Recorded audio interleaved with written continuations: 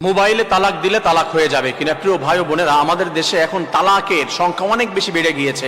বিশেষ করে প্রবাসী ভাইয়েরা অনেকেই ফোন দেয় যে হুজুর আমি ফোনে এই কথা বলেছি, আমার কি ডিভোর্স হয়েছে কিনা, বা আমার ওয়াইফ এই কথা বলেছে, আমি এটা বলেছি, ডিভোর্স হয়েছে কিনা, ফোনের মাধ্যমে যদি ডিভোর্স দেই তাহলে হবে কিনা, এই ধরনের হাজার হাজার প্রশ্ন রয়েছে। আমাদের জানতে হবে, এটা অনেকেই আমরা ভুক্তভোগী যে ফোনের মাধ্যমে তালাক দিলে তালাক হবে কিনা, একসঙ্গে 3 তালাক দিয়েছি হবে কিনা, নানাবিধ প্রশ্ন রয়েছে। আসুন আমি আগে বলি, মাযহাবের ভিন্নতা রয়েছে, 4টি মাযহাব রয়েছে এবং তার মধ্যে আহলে হাদিসরা রয়েছে, তাদেরও ভিন্ন মত রয়েছে, এক একজনের এক এক মত। আমাদের মত প্রকাশ করছি।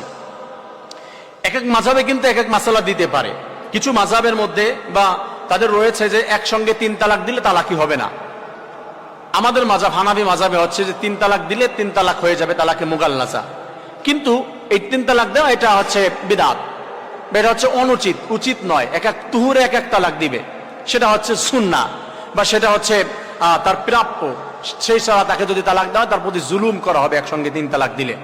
তো ফোনে যদি তালাক দেয়, লিখিত দিয়েছে, ফোনে মেসেজ দিয়েছে, অথবা ফোনে ভয়েস দিয়েছে, অথবা ফোন দিয়ে বলেছে স্ত্রীকে যে আমি তোকে 3 তালাক দিয়ে দিলাম। বিভিন্ন ধরনের সিস্টেমে ফোনে তালাক দেওয়া হয়।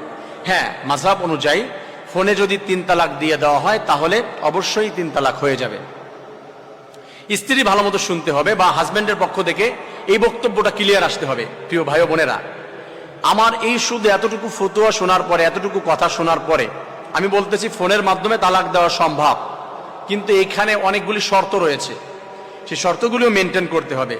তালাকের মাসআলার যদি আলোচনা করতে যাই 2-1 ঘন্টা লেগে যাবে, তারপরও মনে হয় কমপ্লিটলি হবে না। তালাকের জন্য আপনি প্রপারলি আমার কথা শুনে আপনি একটা ফতোয়া দিতে পারছেন না বা কোনো একটা সমাধানে যেতে পারছেন না। আপনার যেটা করতে হবে, কোনো বড় মাদ্রাসায় গিয়ে ফতোয়া বিভাগে গিয়ে আপনার লিখিত জমা দিতে হবে। তারা তামরিন করবে, লিখিত দিবে, তারা সিগনেচার দিবে, সিল দিবে, তারপর ওইটা নিয়ে আপনি কোর্টেও দেখাতে পারেন। আমার এই বক্তব্য আপনি কোর্টে নিয়ে উঠতে পারবেন না, এটার কোনো ভিত্তি থাকবে না।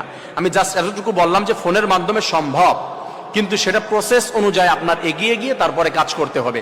আশা করি আপনাদেরকে বোঝাতে পেরেছি। বললাম যে ফোনে তালাক সম্ভব বা হয়, কিন্তু এটার মাধ্যমে আপনি প্রপারলি যদি কোনো একটা পর্যায়ে যেতে চান, মা বোন ভাই বন্ধু যেই করেন, বাবাজিরা যে আছেন, আপনার এটা লিখিত দিয়ে ফতোয়া বিভাগ থেকে আপনার নিয়ে তারপরে হচ্ছে একটা সমাধানে যেতে হবে, অন্যথায় যেতে পারবেন না। আসুন, আমি মনে হয় আপনাদেরকে বোঝাতে পেরেছি। আল্লাহ তাআলা সবাইকে বুঝে আমল করার তৌফিক দান করুন, আমিন।